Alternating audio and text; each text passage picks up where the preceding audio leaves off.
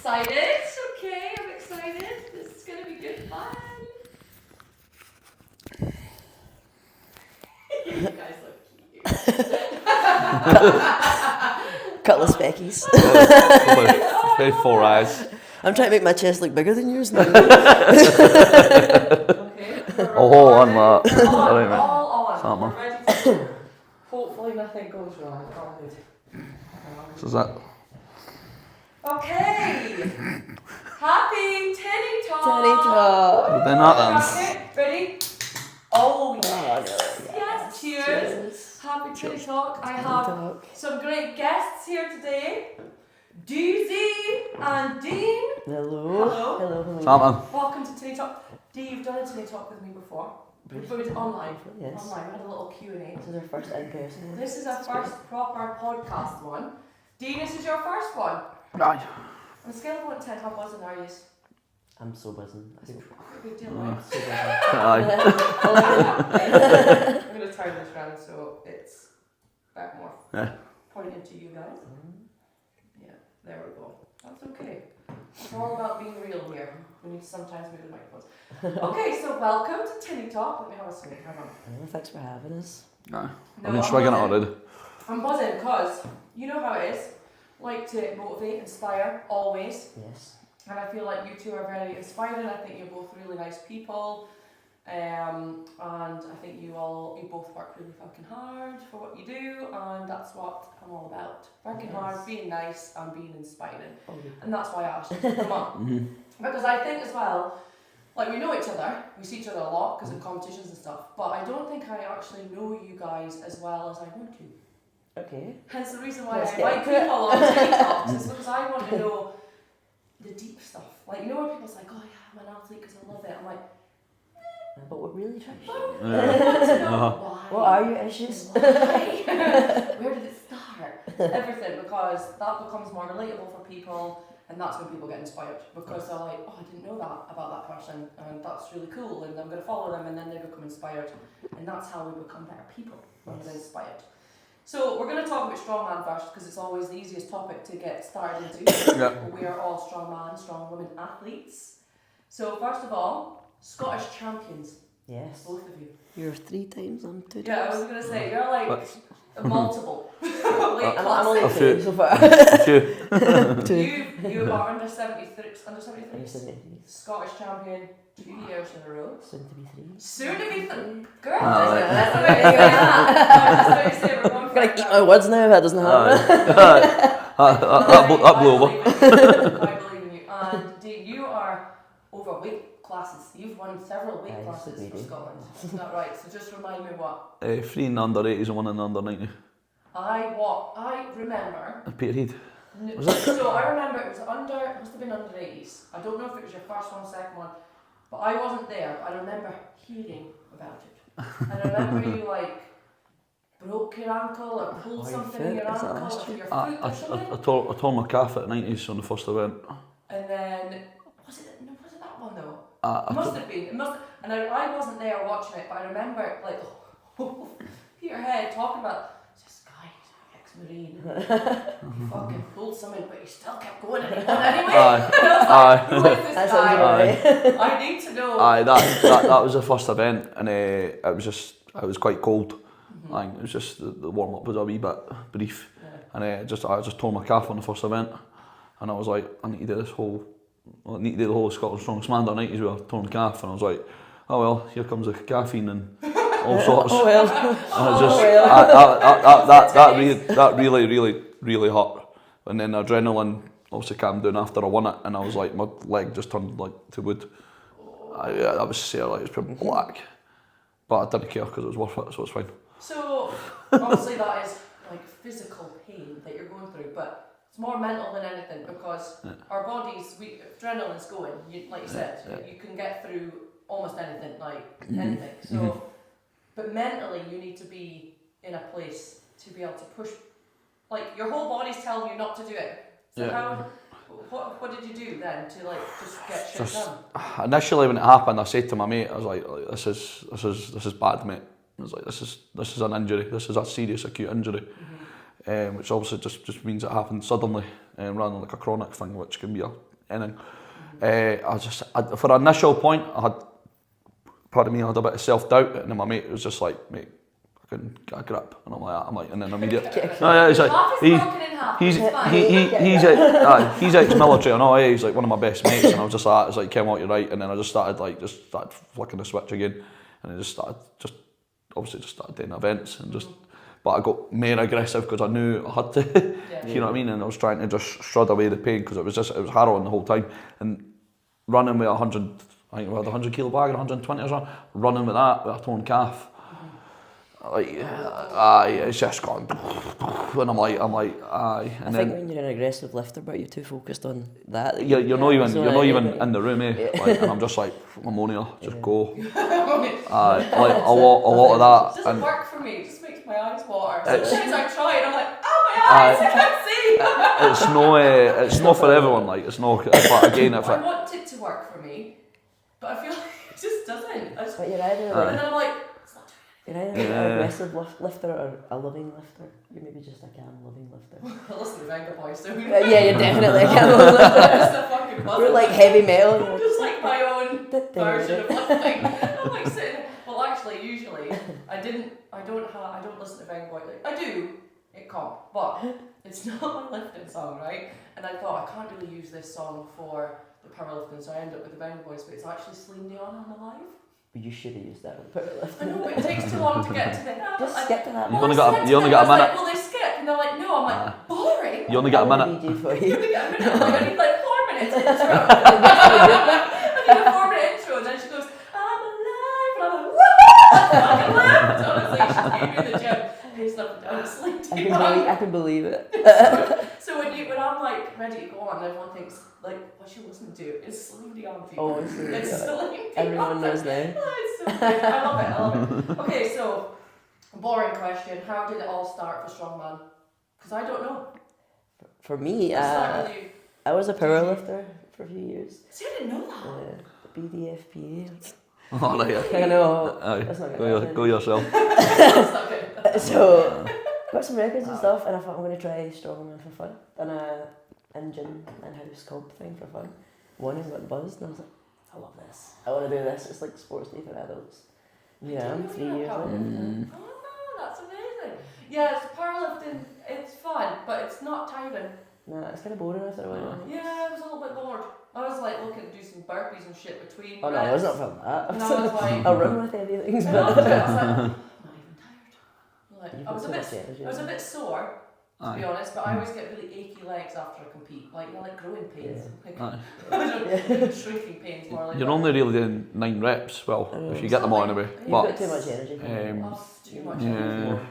Definitely, but yeah, it was okay. What about you? How did you start then? I used to compete in bodybuilding. Like, they'd done bodybuilding shows. I didn't know that. Aye. Anybody's pants. Oh, fucking. I think I saw it a long time ago. Horrible.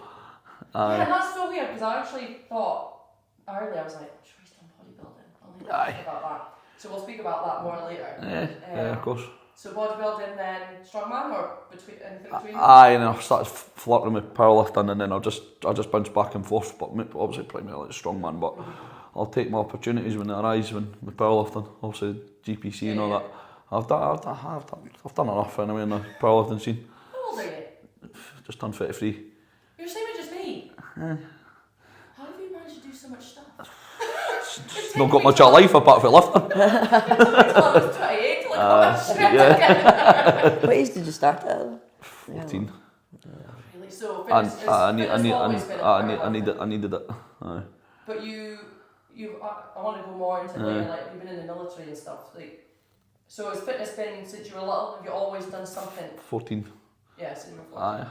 I was something like gaming and that, just like kind of like a young teenager. Yeah. I still do it now. Still play games now, but it's just a wee bit dialed in a wee bit. Got PS5 on it. Fucking geek. You got out the house. Aye, we'll call it that. So have you been always into fitness, or when did that? Absolutely not. I thought I was a rock star until I was 26. Honestly, I used to just play drums, get drunk, and just play gigs every once, and that was me. So you played. I knew you played drums actually. Do you play more instruments, or is it just the drums? taught myself ukulele because it's fun. It's such a happy instrument. It's so happy. It's I so love cute. that. Oh, I wish you So, brought it. I know, I should No, have. Next honestly. time. Can you talk? I would have been an Do it exclusive. next time. Don't break your Tinny Talk song on the ukulele, right? That's happening. It's happening. That's happening. Tinny Talk? Right, okay, I'll think about something. I'll write the lyrics and And I'll write the sing tune. it. Right, okay, deal. That'll be what old now, you're like, me and the Tinny ukulele. Talk. I'm gonna have to make this happen Oh then. my god. So funny. Okay, so what got you into the gym then?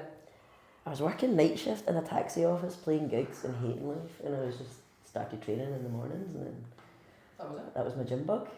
What was the moment that you were just, because a lot of people do, they're fed up and they're like, okay, I'm going to go and do something new. Why was it the gym? Why did you pick the gym? I was finishing night shift at 7 in the morning, and I just decided I'm going to try and start going to the gym. And I remember having a conversation with Willie Brown, and he was like, you should get into powerlifting, you're wee and stocky. And I was like, I'll take that as a compliment. And he was like, oh, you're built for it.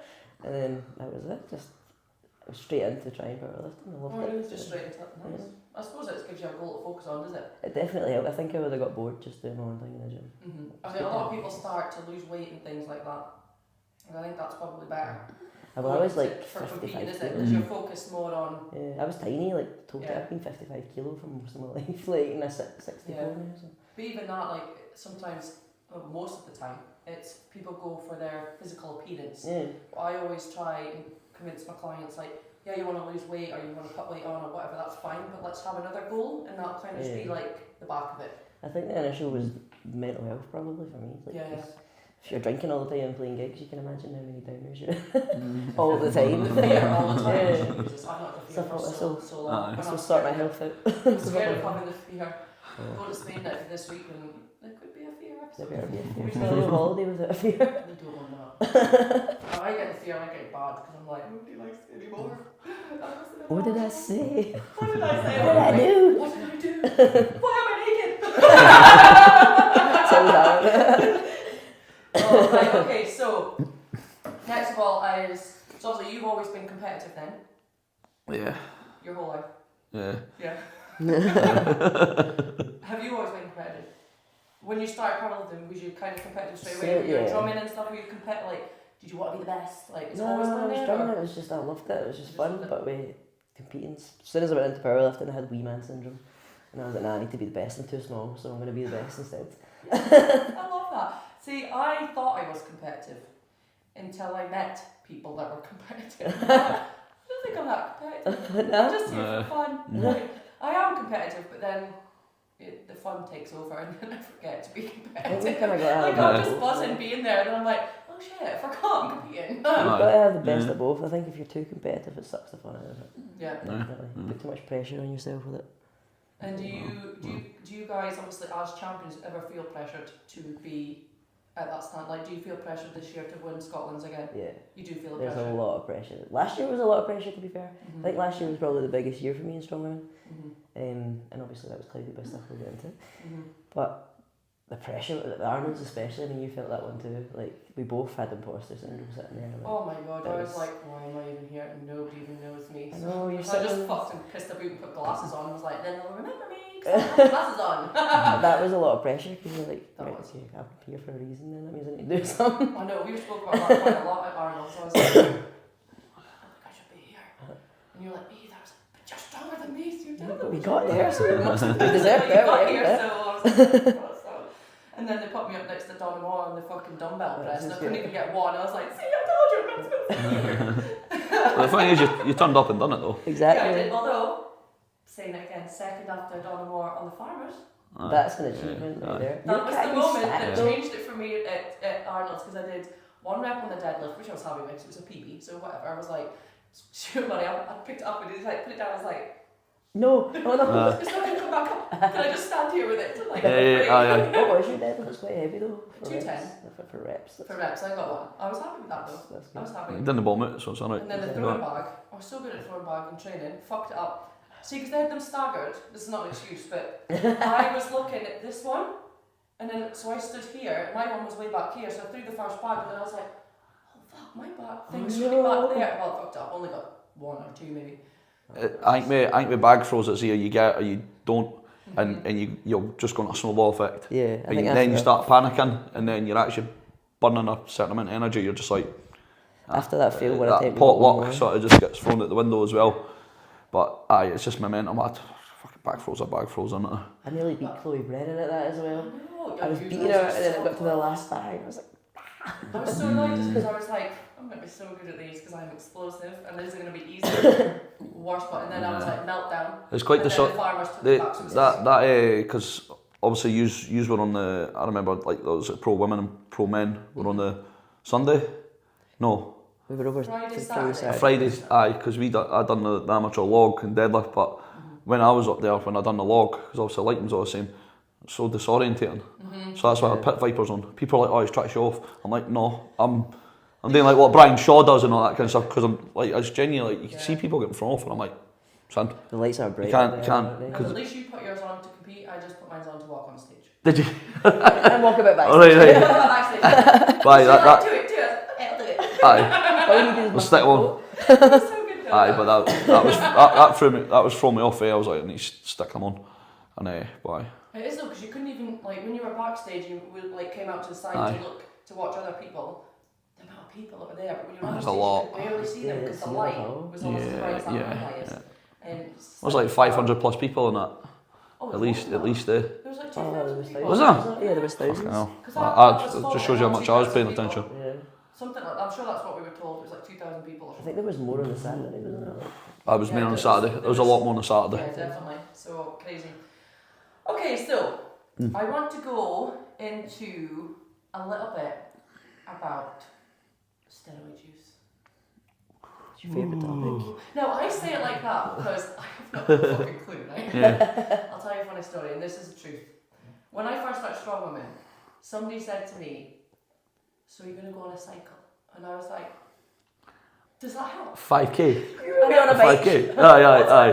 I Like, not swear, really. I swear, I thought they got I'm lying, and I was like, does that help?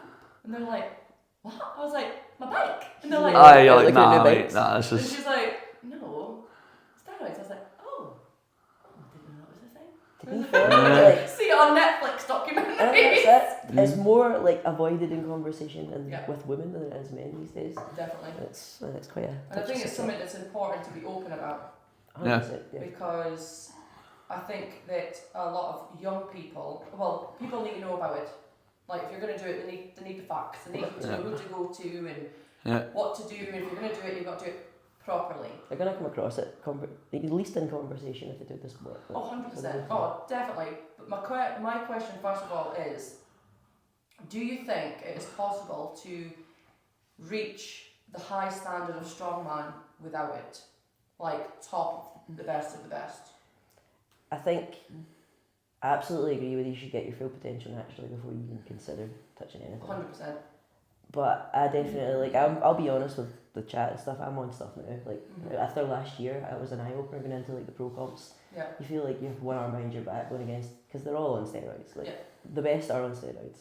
So you feel like you're going in with one arm behind your back. So you either join them and be on that league, or you continue to fight with one arm behind your back. Like there's not enough attention in the natural federation, unfortunately. So there's not big comps and stuff. So you either, if you want to be in the big comps, you've kind of got to join them or just accept it.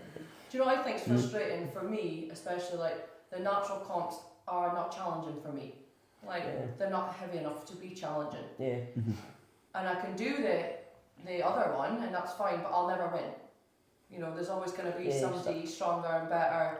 They might be natural as well, but when you go to like Arnold's, you know, I'm never going to win. Yeah. Which is fine, because that's when I realised I probably wasn't as competitive as I thought, because I'm just loving my best life. Yeah. Like I just love it, and as long as I get those opportunities, I'll be willing to fight for the opportunities to get there and be in that environment because I just love it, because I thrive off that. Yeah. And I'm okay with not winning, but I think for somebody that was at that point where they knew they couldn't go any further unless they did take steroids. I think it's definitely, I mean, you look at Chloe Brennan, she's natural, she goes on about that. Yeah. And she comes from an Olympic lifting background. I think if you're wise enough to get into Olympic lifting at your age and stuff, that carries over. You don't have to take steroids. No. Because Chloe's the best in my weight class. Like, Yeah. I can't even beat her and I'm on steroids now. Yeah. Like, she's natural, so I think it's definitely possible, but you're gonna take it. It's gonna take a lot. I think like you said, depending on your background, that makes a huge difference. Like Chloe is crazy strong. Like me coming in at 26 and not having any background, like I'm already past a certain age. I'm gonna have to work really hard and then get to a point of considering it. I definitely think like it is, like I said, Chloe's proof that it is possible.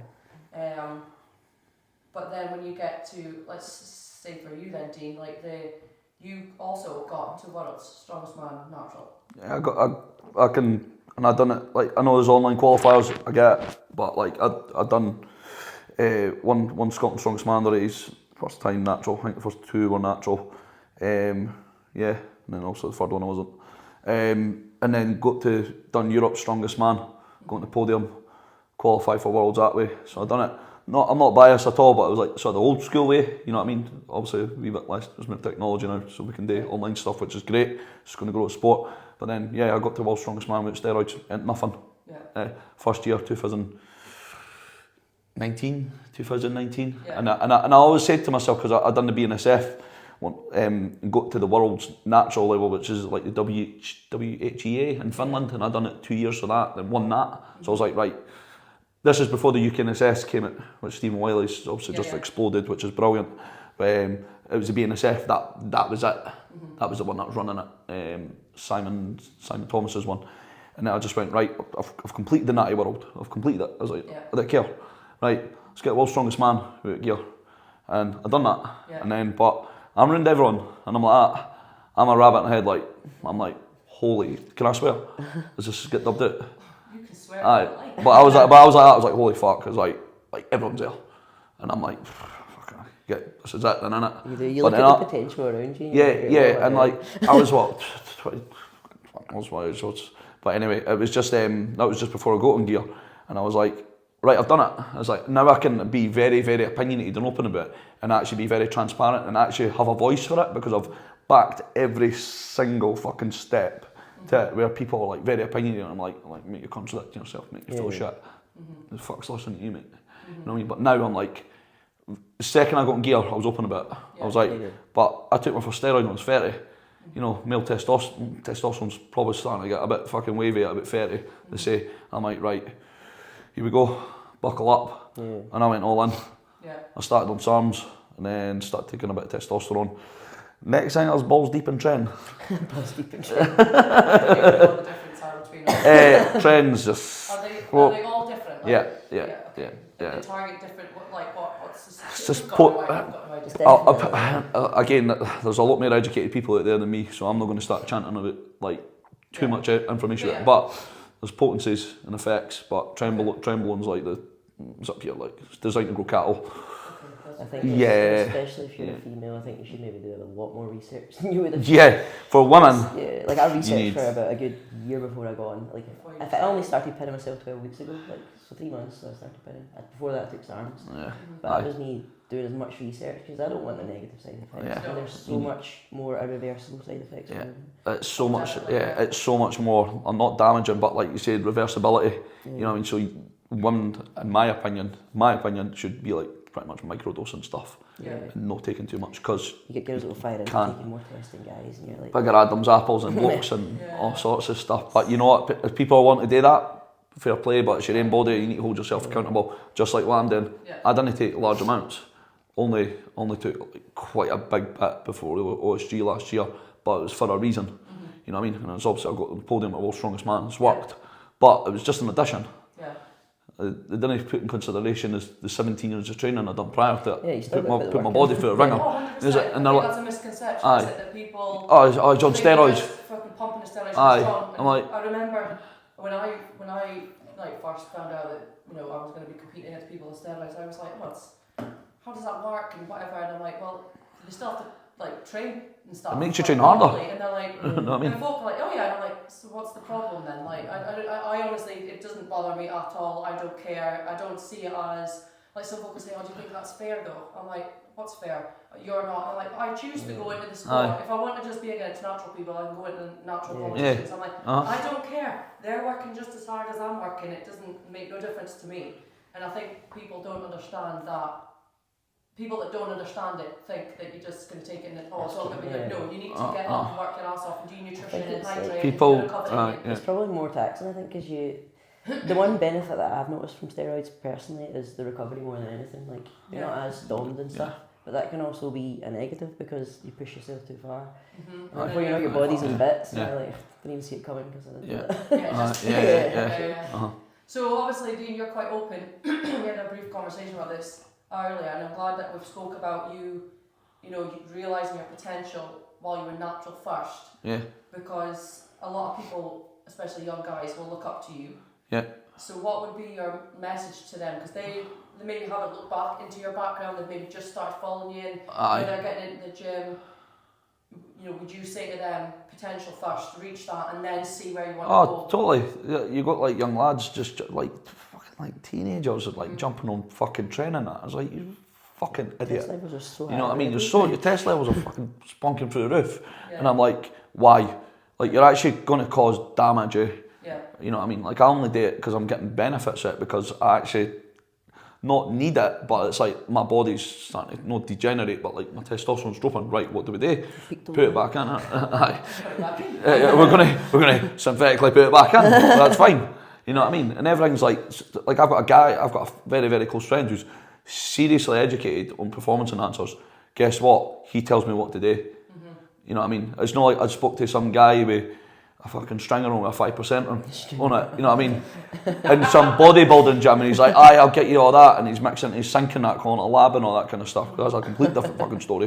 You know what I mean? I get it. Aye. And then, it's people just lack education, but anyone that's watching the now, like, you're a young lad and you want to get on gear, you're a fucking punk if you do that. Just be patient. I don't know, like, I probably could have jumped on maybe a wee bit younger, like maybe like late 20s. I jumped on at 30. I said that was my time gap. I said if I get to Worlds, when the naturals and all that kind of stuff before 30, sound. And I just hit that time gap. I'm like, right, now we go. Right, I'm going to actually be very open about it. Aye. And you got like young lads like, I need to get on gear and that. I'm like, mate, you're 20-year-old watching YouTube videos. Guys are taking your test levels and you're taking gear. And I'm like, just be patient. Actually go and put some honest work in.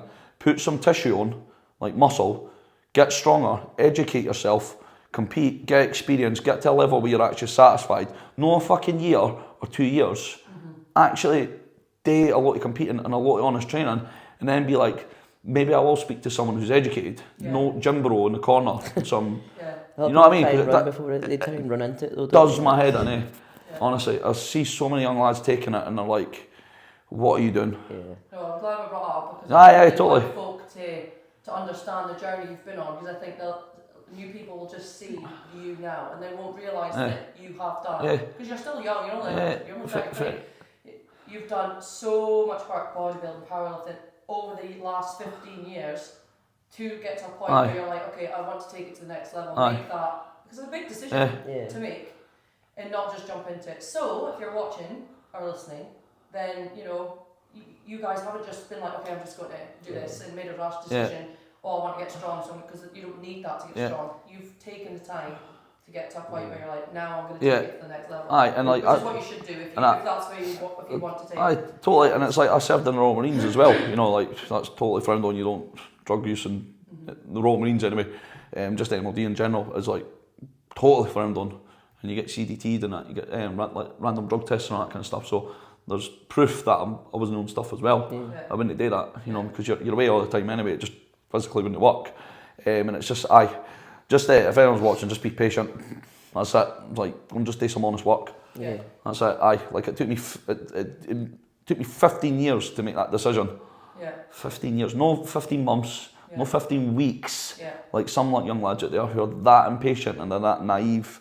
It's mind-boggling at how quick people jump on it. And I can see it a mile away. I'm like, you're a punk. My opinion. It's alright. It does my head in, I can't stand it, No, I'm very open about it, it is good to be open about it. I hate people that like just say. Just say. Just be honest, because nobody actually cares. I don't get why people are if that's the decision you've wanted to take to be the best, go for it. That's fine. But hold yourself accountable as well, what you're actually doing to yourself. It's young, I always think it's young people looking. They need to know the complete facts and how this person's took it to the next level, why they've took it to the next level, what their story was before. They need to know everything to make their own decision. They can't, if it's just, oh, I did this all natural, then they go to the competition and actually they're surrounded by the people they've been following and realise, oh, they're not natural, oh, is that what I'm supposed to be doing? And just be open so folk can see and then they can make the right decision. Exactly, a lot of people don't know that. Aye. So like 90% of my clients are guys, and every one of them I've had a chat with to be like, get your potential first. Like, Aye. Love that. Well done, guys. Good. So, steroids are known for affecting mental health. Is that true? Can it affect your mental health, or is it just if you go too crazy? Do you want me to answer that? I'll answer my part, you can answer both answer the question. Does it affect your mental health? Can it affect your mental health? I think if you have underlying mental health issues, it's definitely going to crack them up. Like, it's definitely going to spike. I mean, it spikes your emotions and your feelings, so everything you feel from pain to happiness to sex drive, everything is multiplied so much. Like, so if you've got underlying issues, it's definitely going to spike them. Yeah. So something to consider if you are struggling, maybe not for you right now. Yeah, because like I suffer from depression, so I had to consider that because I thought, right, if this is going to spike my moods, is that going to put me into a depression? You need to consider that. And I think if you have underlying issues, you need to consider that and feel for these things happen. If you feel yourself getting a bit dippy on it, then maybe it's not for you because you don't want to mess with your mental health on it. No, definitely not. It's not worth it. And then the other part was, there's a scientific fact that you'll probably disagree with. Right. Tren bypasses the blood wall in your brain, and that's why people get tren brain, apparently. Don't quote me on that because I don't take trends. Disclaimer by the way. Full disclaimer, I do not take trends, I don't know. What's that mean? Is that not just when you just... What? What's it called? What did you say? Your favourite trend? Alright, what about trend? Just when you... just... What does that mean? Get a bit mental, really. That's Yeah. That's probably not the right word to use, politically. Pretty much just answered what I'd say as well. It amplifies you physically and it amplifies you mentally. Yeah. If you're conscious of that, because I read a book called The Chimp's Paradox, where it's part and lobes of the brain, it just amplifies that more. That's all it does. But if you're conscious of it and go, right, let's reel that in a wee bit. Okay. Let's reel it in. You know when you just cool it. If you're a fucking lunatic, you're going to be a super lunatic. Like, and some people just should not take it. We're both very aggressive lifters, and I think we both can channel that to lifting only. Totally. But there's people out there. 100%. I say this to you every time I see you. I love watching. But you're the same as well. It's just like, and you come off, and you're like,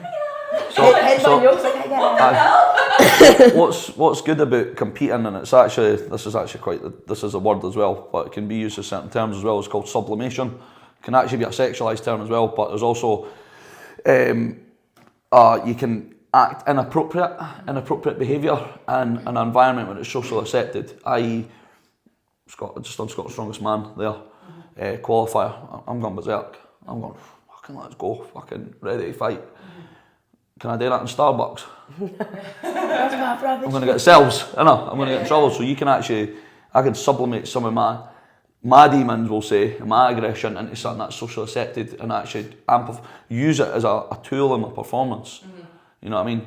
So that's where I'm really amplified because now I'm like, I can get away with this. And that's where I'm like, because I'm getting my adrenaline going, it's proven to work, you get stronger. But it's only temporary because the second I've done the event, I'm laughing. I'm like, sound. So I'll let us flick that switch on, really go. Second it's done, bring your heart rate back down, chill out, no point, just burning energy, and that comes from maturity and mileage and competing. D does the same. Yeah. Aye, totally. If you're pacing a bit all the time, forget it, you're just burning your mental energy. Yeah, so when I first started, I tried to channel my negative aggression, anything negative, into my lifts. I couldn't turn it off. That's why I'm not a negative lifter. And I still can't. I really, once I'm in that zone, because I think it's because I'm so high and positive all the time that when I do try and go there, I stay there. And it doesn't work for me because then by event 2, I'm fucked. Aye. Because my first Scotland's was, I did okay. It was my first time ever. It was only my second comp. It was the first time I met you, and you gave me a protein bar. Was that in hostel? I took heaps of protein Was that in bars hostel? and handed out snacks. You just turned out with a bag of protein bars in there. I remember seeing you the first time at all. I was like... Do you think is it real? Was it the No, it wasn't. I was like, right, that's... Is that the one with the Sounds- duck walk? I was really heavy then as well, so it was even bigger. I was really heavy, but it was, I remember, it was not long after me and my husband had split up, so I was like, I hate you. But I was done. It ruined it for me, like, I just can't switch on, and even at the Arnold's, I did that, it was before the Farmers, I just was like, I don't belong here, and then I was like, right, what's going to get you really riled up? And it worked for the Farmers, but then I was fucked for the rest of it. I couldn't even get the stones, the dumbbell wasn't going, I just couldn't switch off, and then, but I go angry, and then I just go, it just takes over, the demons just take over, and then I'm like, depressed. I've got no energy, I just want to lie there, so I can't, it doesn't work for me. So when you're like channeling those the angry vibes into your lifts, is there things that you think of? Like I said, I would wind myself up. Like I know what things, if I really want to do something, so say I was doing one lift, so it worked at powerlifting because I just did it for my last lift that I wanted. So I was like, that's fine, once this is done, there's not much energy needs to be used after this, and I could be as sad and depressed as I like, so it's fine. But there is one thing I think about. Is there a place that you go to? Is there a certain thing that you think about? Or is it just a multiple thought? What is it? Like, how do you get to that dark place? Because Eddie Hall used to think about his family, like, the deadlift, he thought his family was under a car or something like that, you know, like, what I used to do that with my ex-wife now, I suppose. My wife used to manage it, if my wife's trapped under this car, I've got to lift it. Or you think of somebody you love, like your mum, like, or something, channel something that someone you love is in danger and that can fire it. Or I just collect every angry thought I've had that month and just put it right into that so you bring past situations in, because that's what I do. Yeah. It's something that's going to flick that switch to piss you off enough to just... You look like he sees demons. I have a quote in my mind when I'm doing it, I just say, remember who you are. Which, by the way, helped me yesterday. Aye, so it's obviously that whole sort of placebo effect, but I'll go... Aye, it's pretty harrowing, like what I think it like, but I'm open about it, like, because we're going to talk about things in my upbringing anyway, like, that's what we're going to right now. So when I was 9, my mum tried to kill herself, like jump out a window, and I actually visually seen it. And I was like, what are you doing? And she was like, it's fine, go and play, and all this kind of stuff. And obviously I disappeared because I was 9, jumped out the window, broke her leg, got put in a mental ward, like Andrew Duncan's it's called, and she eventually took her life anyway, through that, a few months after that.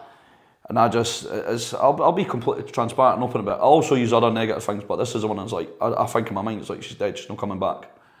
And I'm like, fucking, let's go.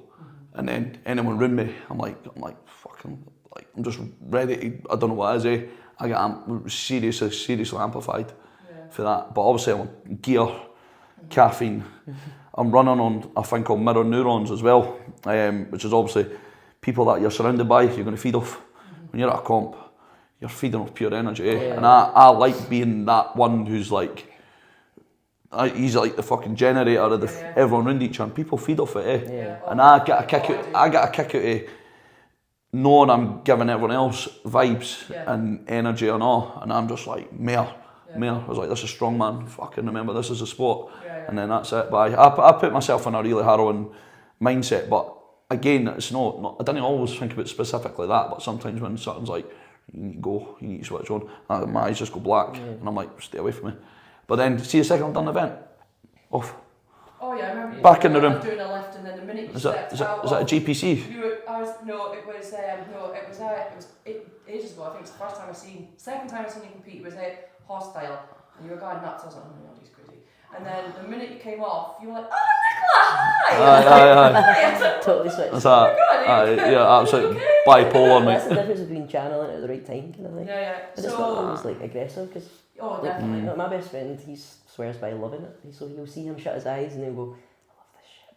And he'll just sit and smile and say he loves this shit, and then he'll just lift it, and you're like, I just headbutted a bar to do that.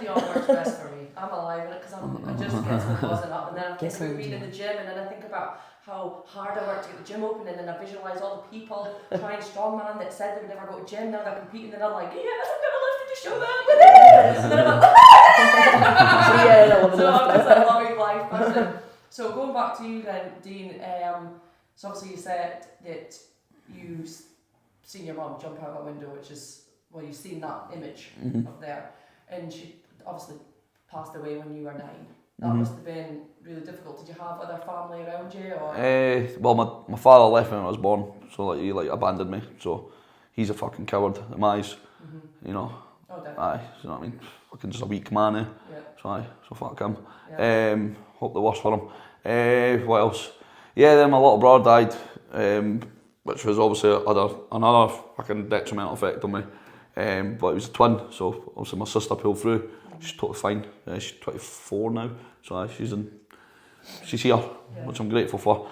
But yeah, just having my brother pass away when I was like, I think it was about a year or so before my mother took her life. So obviously that I always wanted a brother, and then that got taken away from me and all, and I was just like, just fucked mentally as a kid. Yeah. And this is where eventually I found sport. Yeah. No sport is lifting weights. Yeah.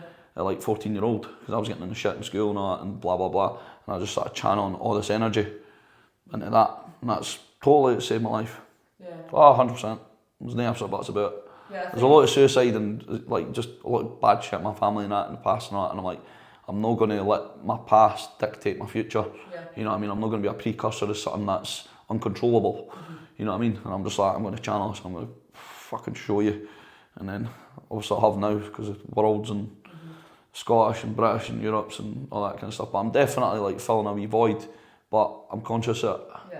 If you know what I mean? Yeah. Oh, I've totally got demons, that's 100%, but I channel them anyway, so I'm like, this is a sublimation thing again. Yeah, but I think But we all that, do. I so. think there's just certain things that you can accept, but they never leave you. Oh yeah, You can totally. accept Yeah, them. totally. You know, it's happened. Okay, there's nothing I can do to change that. And it doesn't leave you. It's not Right, like push it something back as your head. monumental as that. It's Yeah. never going. It's never going. You can't just forget about it. But I always say to my clients and friends and anyone, what you focus on, you feel. So you have to focus your energy into something.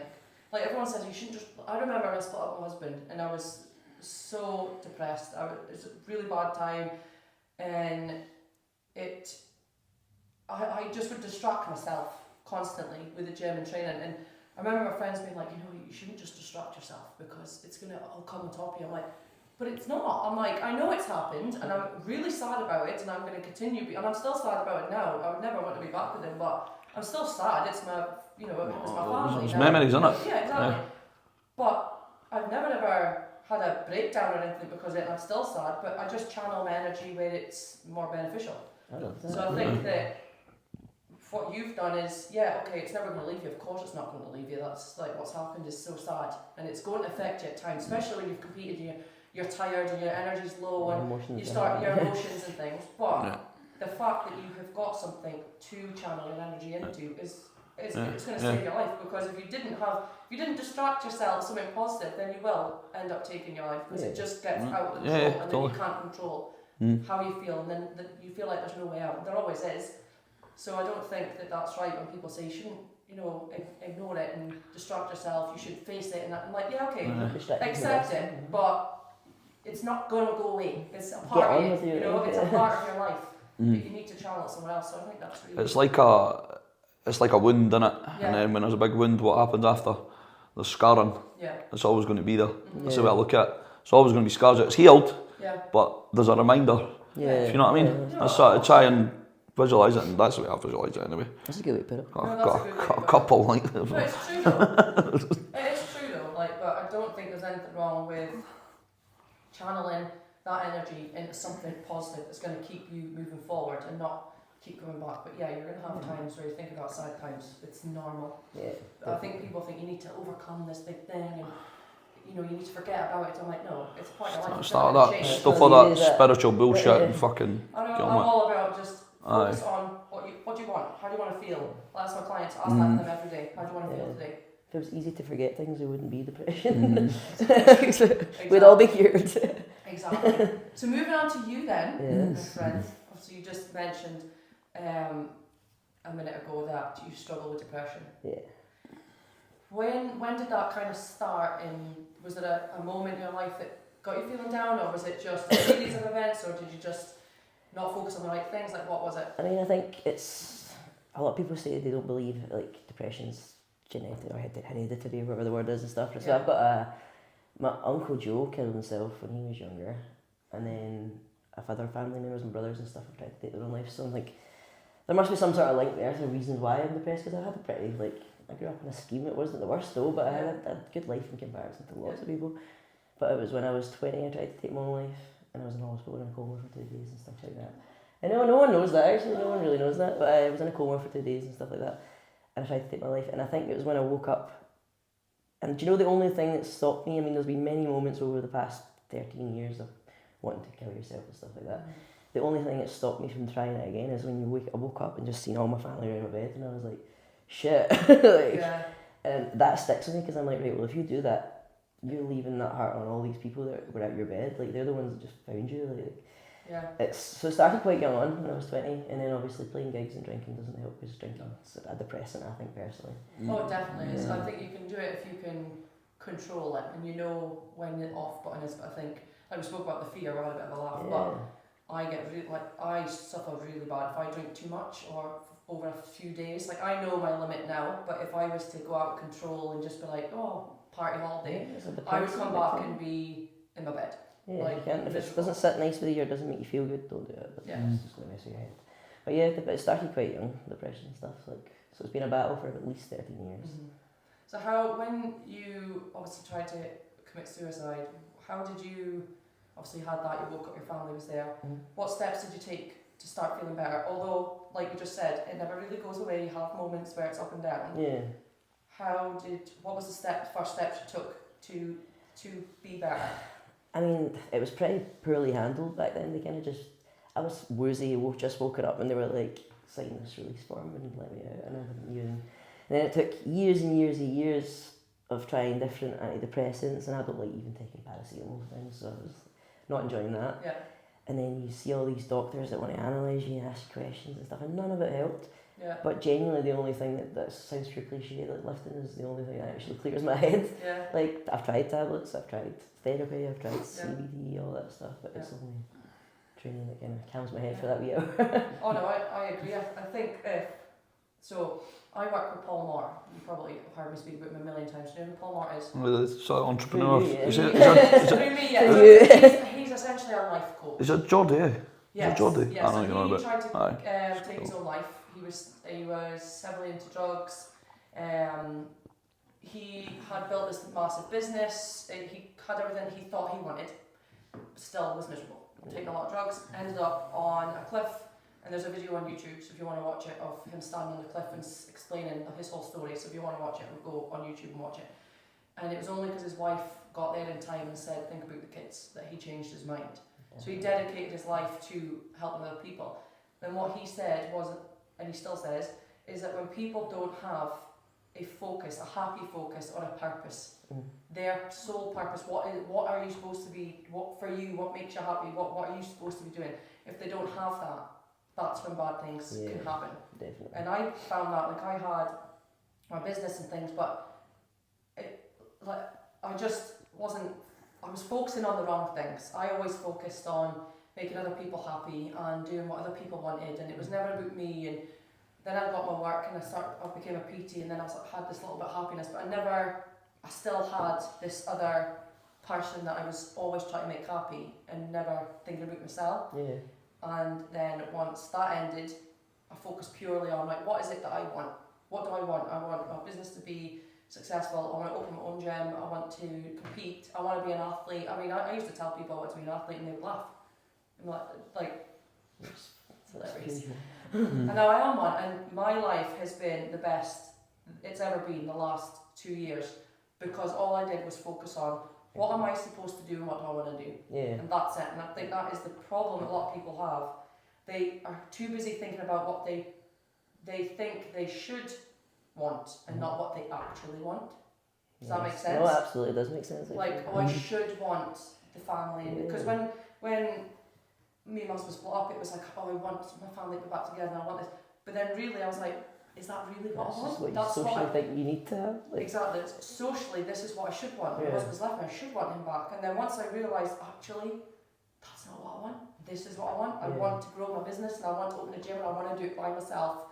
And I want to put all this work in, and I want all this thing.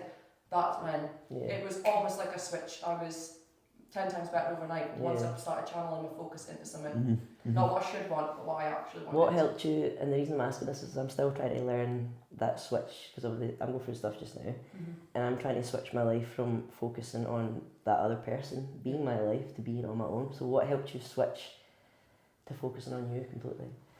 That's a good question. Put it right on the spot there. Oh, Like. your TikTok.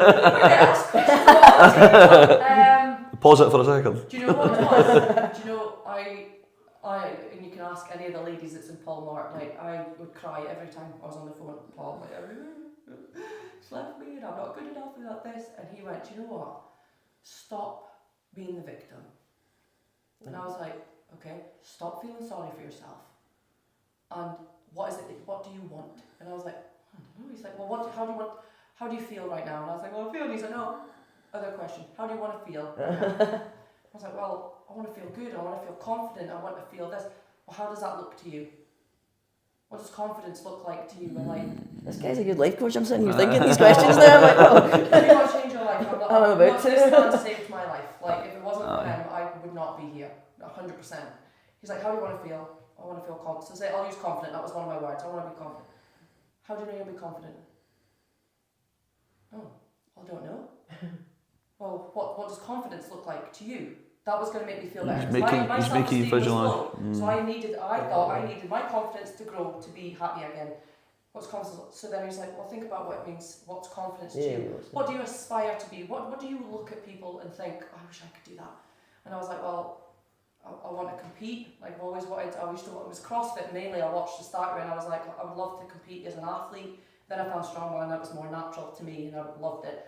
So I want to be an athlete, I want to have my own gym, I would love to be a successful businesswoman. I watched this girl called Erin Thompson, I don't know if you know who she is, she's local as well and she's a bodybuilder, very successful. And she started a podcast and I was like, she's amazing, like she's local and she started this podcast and he's like, well why can you not do that? And I was like, oh well because, and he's like, well why not? I was like, well I don't know. He's like, so write all that down and decide what you want to do, when you want to achieve it, set goals, set unthinkable goals that you think will never be achieved and break them down and focus only on that. Yeah. He says, and guess what? It won't be long till you forget about that other person. And I was like, oh, God, that's so true. But he also, for a start, I wasn't very clear. And there's another thing called hot pen technique, right? And it fucking works. Hot pen? Hot pen, that's what it's called. So you write at the top, in 3 years I see myself. And you just start writing. So initially, mine was, well, in 3 years all I want to be is back with my family and this and that. But you've got to keep writing. You're not allowed to stop for like an hour. No proofread, just blurt it out. Just anything. So if I was like writing just, right now all I want is my husband and me to get back together. Dean and Deezy's here and oh for fuck's sake somebody, like everything that comes in your head. Nicholas made me do this hot pen technique, what a load of fucking shit, she's a psychopath, what she listens to anything and everything that comes in your head, any thoughts, you have to write it down. And eventually the shit comes out and the true stuff comes out on the paper. Oh, I'm trying this. Then you read it back and then you're like, oh my god. And then I did this and I had 6 pages. The first 3 pages were about how I wanted my family back. The second half had nothing to do with him in it. Nothing. So how often did you do a page? I was sat for an an hour. An hour? Oh, okay. An hour. I was just writing down, scribbling. Just you weren't allowed to stop your hand. It's called hot pen because your hand is like burning. Makes sense. Writing, and in the last 3 pages is when that clicked that actually this is what I want. This is what I want my life to look like. I'm trying this. This sounds quite good actually. You should. I'll send you the Zoom. I send my clients and I'm just like, keep going, guys. So I'll send it again and put some music on, a little bit of Lulu in the background. A little Finger Boys sleepy on. Lewis Capaldi, a bit more chill. And that was what changed it for me, was doing that. Was him being like, stop fucking peeking. Get your shit together, what is it you want? And then when I wasn't clear, I did that, and then whatever came out, what I truly actually wanted, not what I thought I should want, but what I actually wanted, was when I sat down and made a plan.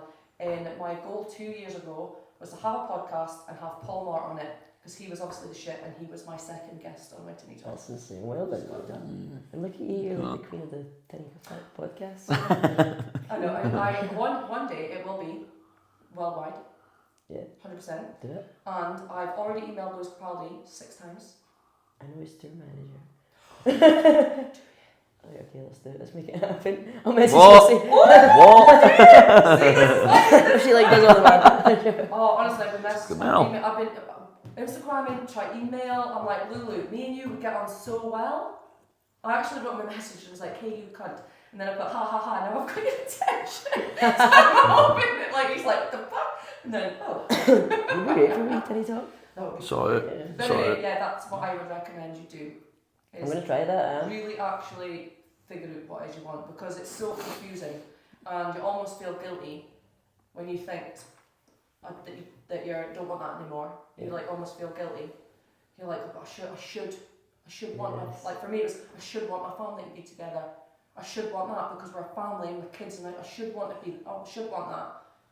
But that's not what I wanted. But I knew that for a long time. Like we weren't happy for a long time, and it was the best thing he ever did was leave, because I probably would have never left. I'm a very loyal person, and no matter how unhappy I was, I probably wouldn't have seen it, because I would have been like, just all my energy was always going to making this other person happy, and it was like, we were never going to be happy. Yeah. Do you know what I mean? It was never going to work anyway. We just weren't meant to be. Yeah. Maybe when we were younger we was meant to be, but we grew apart. We got together when we were 16. Like we were just different people. Yeah. Changed over time. And yeah, it was when he said, just stop being the victim, stop feeling sorry for yourself, and how do you want to feel, or what do you actually want, not what you think you should want. And the hot pen technique is a good, and I still do it now. Like if I get lost in like thinking all these ideas, because I'm very ADHD, so I'm like, oh my god, I could do this, and I could be famous, and I could be a YouTuber, and I could do this and this and this and that, and then I'm like, right, okay, no, I actually need to see what it is I really want, and then channel my energy into that. I'm going to try that hot pen. I'm trying it. That was on the spot. Oh my god. I know, I'm so sorry. Questioning you on your Tinny Talk, sorry.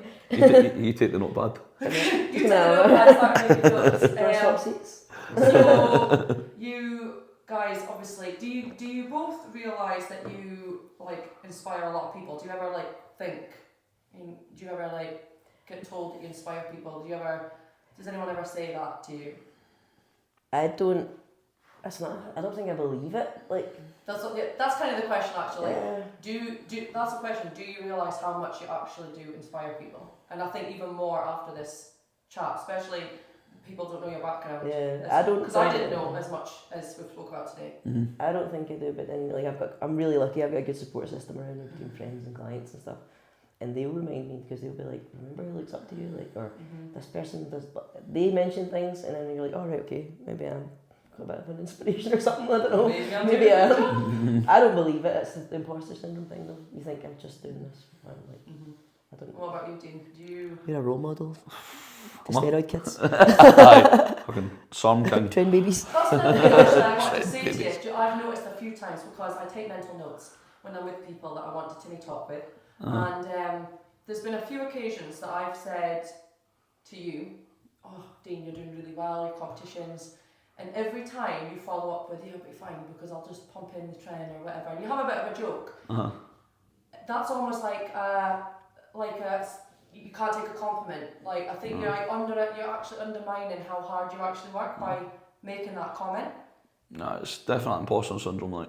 Because I've noticed that. I think it's been 4 or 5 times, and I was actually, the last one was at GPC, and we weren't surrounded by people, but listen to me, you. Don't negatively put yourself down, because it's not the trend that does the work. And I think that you put a lot of that on Instagram and joke about it, but you work hard, so you shouldn't put yourself. Yeah, I mean you put. It's not that. That doesn't wake you up in the morning. That doesn't get you going to the gym. That didn't get you starting off when you were 14 with all that, horrible things that happened to you. That was you. So I think I just try and, I don't know, maybe it's just undermining myself a wee bit, and I don't know. I just humorise stuff, and that's it, humorising stuff in mine kind of way. But I probably could handle it a wee bit better. Maybe it's that self-doubt thing as well, isn't it? I spoke about it in the car, didn't we? About how it's strange when people are like, yes, I mean, I'm the worst, I'm telling you guys. He says something to me, I'm like,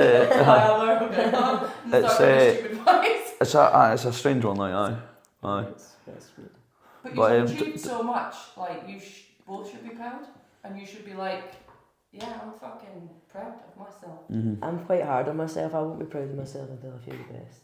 But how will you know you feel the best? Because I'll be on podium. You've already been on podium twice. No, but like other ones, not Scotland's. I'm like, yes, Dean, my turn. I said that. I've said that before. But you should feel like that now.